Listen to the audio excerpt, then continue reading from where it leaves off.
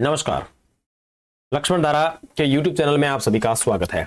प्यारे साथियों, अपन राजनीतिक विकास के टॉपिक पर बातचीत कर रहे थे, ठीक है ना, भारत के राजनीतिक विकास पर, जिसके अंदर अपन ने भारत शासन अधिनियम 1919 और श्वेत कमीशन पढ़ लिया था।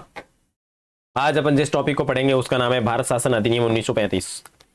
इसके संदर्भ में आज चौथी क्लास है। इससे पहले की 3 वीडियो लक्ष्मण धारा के YouTube चैनल की प्लेलिस्ट के अंदर दी हुई है, ठीक है ना। राजनीति करके आपको मिल जाएगा प्लेलिस्ट, वहां पे क्लिक करके अन्य वीडियो देख सकते हैं। तो चलिए शुरू करते हैं। आवाज वगैरह बिल्कुल टकाटक है, ओके चलो।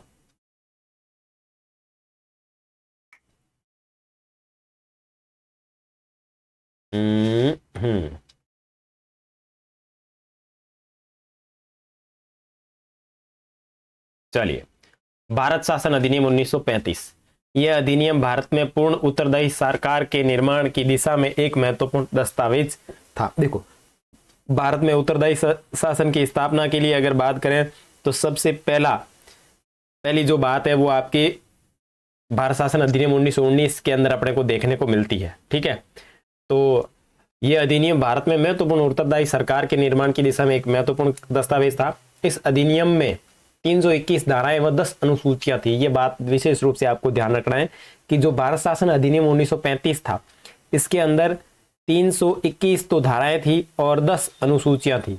ये आपको बात विशेष रूप से इसमें याद रखनी है, ठीक है। आगे इस अधिनियम की प्रमुख विशेषताएं किस प्रकार है जो अपन देखते हैं। तो भारत के वर्तमान संविधान का प्रमुख स्रोत 1935 का अधिनियम है। कहने का मतलब यह है कि वर्तमान में जो भारत का संविधान बना हुआ है उसके अंदर बहुत सारी चीजें ऐसी है जो भारत शासन अधिनियम 1935 से ली गई है।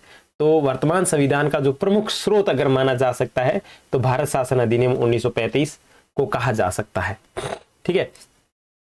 भारत में सर्वप्रथम संघीय शासन प्रणाली की नींव जो है वो भारतीय शासन अधिनियम 1935 के तहत रखी गई। तो ये यहाँ पे ध्यान रखना है, सर्वप्रथम संघीय शासन प्रणाली की नींव भी रखी गई।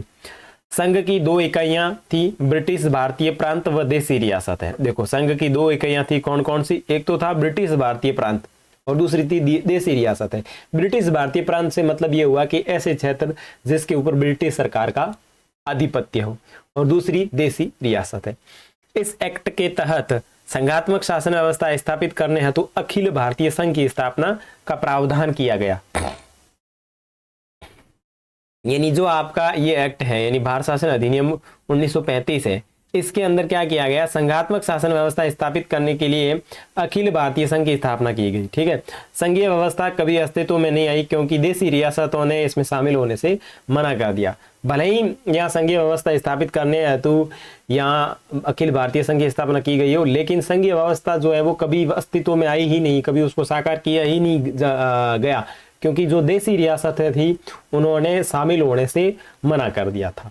इस अधिनियम के तहत केंद्र और राज्य के बीच शक्तियों का बंटवारा किया गया तथा राज्य में द्वैत शासन समाप्त कर केंद्र में द्वैत शासन लागू किया गया। देखो, द्वैत शासन आपके 1919 वाले अधिनियम में आपने पढ़ा होगा कि उसमें लागू किया गया। तो इसको बहुत शानदार तरीके से देखें कि इस अधिनियम के तहत केंद्र और राज्य के बीच में शक्तियों का बंटवारा किया गया। इट्स ओके कि भाई शक्तियों का विभाजन तो हो गया, लेकिन जो राज्य में द्वैत शासन था, ठीक है ना, राज्य में जो द्वैत शासन था उसको समाप्त किया गया और केंद्र में द्वैत शासन को लागू किया गया। तो ये जो विशेषता है वो आपके काफी इंपॉर्टेंट साबित होती है, तो इसको आप ध्यान में रखें।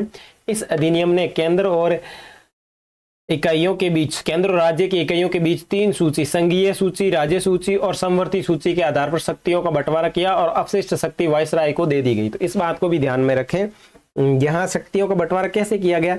एक तो संघीय सूची जिसके अंदर 59 विषय थे, ठीक है। उसके बाद में राज्य सूची जिसके अंदर 54 विषय थे, समवर्ती सूची जिसके अंदर 36 विषय थे, और बाद में कुछ अपशिष्ट शक्तियां ऐसी रखी गई जो हैंडल कौन करेगा? आपका वायसराय। यानी अपशिष्ट शक्तियां जो किसके पास में होगी? वायसराय के पास में होगी। दलित जातियों, महिलाओं और मजदूर वर्ग के लिए अलग से निर्वाचन की व्यवस्था प्रारंभ करके सांप्रदायिक प्रतिनिधित्व व्यवस्था का विस्तार किया गया। ध्यान रखें, यहाँ पे भी सांप्रदायिक व्यवस्था है जो इसको बढ़ाया गया।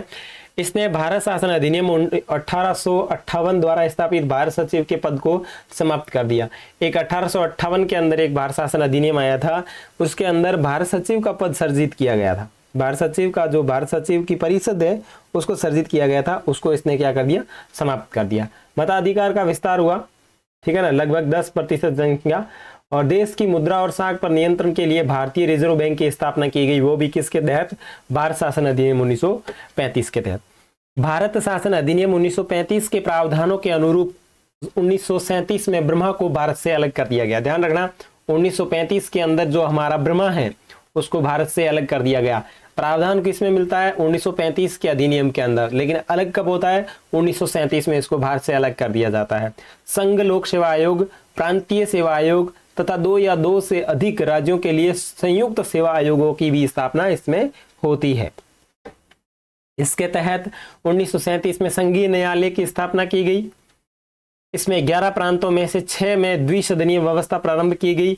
इस प्रकार जैसे बंगाल, बंबई, मद्रास, बिहार, संयुक्त प्रांत, असम में द्विसदनीय विधान परिषद और विधानसभा बनाएगी, जो कि आपके पहले भी मैं आपको बता चुका हूं।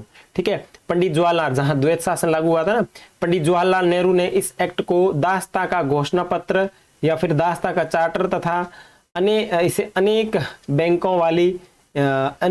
ब्रेकों वाली इंजन रहित गाड़ी की संज्ञा भी दी गई है। तो इस तरीके के जो शब्द प्रयोग होते हैं वो भारत शासन अधिनियम 1935 के लिए होते हैं, जैसे दास्ता का घोषणा पत्र, दास्ता का चार्टर, इसे अनेक ब्रेकों वाली इंजन रहित गाड़ी भी कहा जाता है। 1935 के इस एक्ट में केंद्र में द्विसदनीय विधानमंडल स्थापित किया गया। ध्यान रखना, इस एक्ट के द्वारा क्या किया गया, केंद्र में द्विसदनीय विधानमंडल स्थापित किया गया। ठीक है, इस एक्ट के तहत पहली बार बाहर प्रांतों में द्विसदनीय विधानमंडल स्थापित किया गया। केंद्र में देखो 1935 का द्विसदनीय विधानमंडल किस प्रकार है, विधानसभा, राज्यसभा, सदस्य 375, सदस्य 260, कार्यकाल 5 वर्ष और कार्यकाल 6 वर्ष। तो ये स्थायी है और ये अस्थायी है। ठीक है, तो इस प्रकार से ये आपका भारत शासन अधिनियम 1935 है, तो इसमें ज्यादा कोई मैटर था नहीं। ठीक है ना, तो आगे अपन देखेंगे नेक्स्ट, जिसके अंदर जो भी चीजें होगी वो पढ़ेंगे। मिलेंगे नेक्स्ट वीडियो में, तब तक के लिए बाय। ठीक है, इस जो नोट्स हैं, इन नोट्स की पीडीएफ जो है वो मैं अभी आपका ये पूरा कंप्लीट हो गया तो टेलीग्राम के ऊपर डाल दूंगा। ठीक है, और व्याख्या आपको वैसे यहाँ पे दी हुई है। तो चलिए मिलेंगे नेक्स्ट वीडियो में, तब तक के लिए बाय बाय।